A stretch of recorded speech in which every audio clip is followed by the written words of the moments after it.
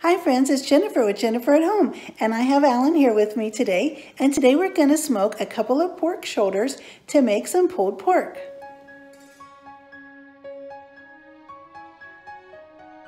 Alan's going to open up the pork and then he's going to dry it off and get ready to put the dry rub seasoning on. Drying it off helps the marinade stay on longer. The dry rub helps it stick. Now you can buy any dry rub and put on here. I like to make my own. So there's some salt, some coarse ground pepper, a little brown sugar, paprika, powdered garlic, and then a little onion powder, mustard powder, and some Cajun. We're gonna make sure we get all sides marinated with the dry rub. And now that we've got the seasoning, the dry rub put on it, we're gonna set it on the counter here and we are going to wrap it in saran wrap and we are gonna put it back in the refrigerator until I'm ready to smoke it. Now you can put it in overnight or you can put it in just for a few hours. I think what I'm gonna do is I'm gonna let it soak in the marinade for probably 4 or 5 hours, and right before we go to bed, we'll put it on the smoker, and I'll take you out with me. Good morning, everyone. The pork shoulders have been marinating all night long in the dry rub, so we're gonna go out. It's about 5 in the morning, 4:45 so, and we're going to get the smoker on. Okay, I just unwrapped the pork shoulders. They smell amazing, all the spices. So I'm gonna put a little extra dry rub on it to help form that nice bark while the smoker is preheating, and then we'll take them outside. Okay.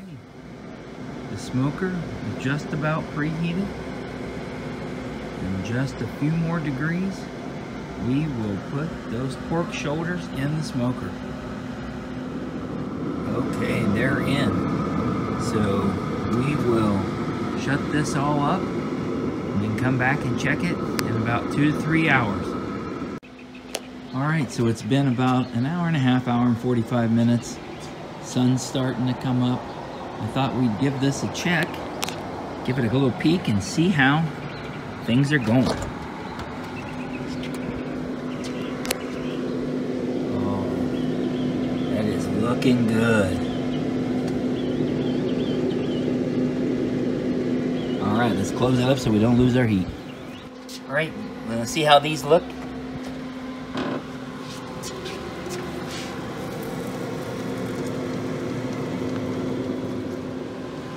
Okay, so they are at a temperature now where they're not gonna take any more smoke. So we are going to take them inside, wrap this in foil, and then just pop it in the oven for a little while, and it'll finish it up.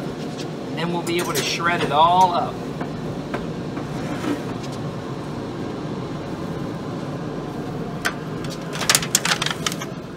Look at that. All right, everyone. Here's the finished product. After about 10.5 hours in the smoker, we brought it inside and put it in the oven for the last couple of hours just so we could get the temperature up. And here's the true test. If you have a pork shoulder and you're gonna make pulled pork and you can grab the blade, the shoulder blade, and it pulls right out, you know it's done. So we'll start just shredding this up. You don't even need to grab any claws or anything. One important thing though, on the bottom, when we cooked this, it started out with a big piece of fat right here on the bottom, and that helped protect the pork while it was cooking. It formed an insulation barrier the whole time it was cooking. So we'll just pull that out of the way, discard that. I want you to see the other one as well. Now, after these came out of the oven, we let them rest for about an hour.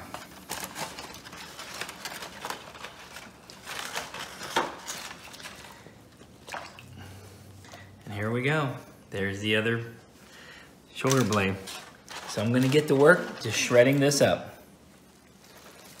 The important thing is you get the meat, it has to hit the internal temperature of over 200, around 205, and that's what breaks down everything inside and allows it to just fall apart. Look at how it just is practically melting in my hands. And there's so many good juices in the bottom. Because it was on the smoker, like I said, for about 8.5 hours. We brought it in the house for another 2.5 hours in the oven, just so it could finish off and come up to temperature evenly.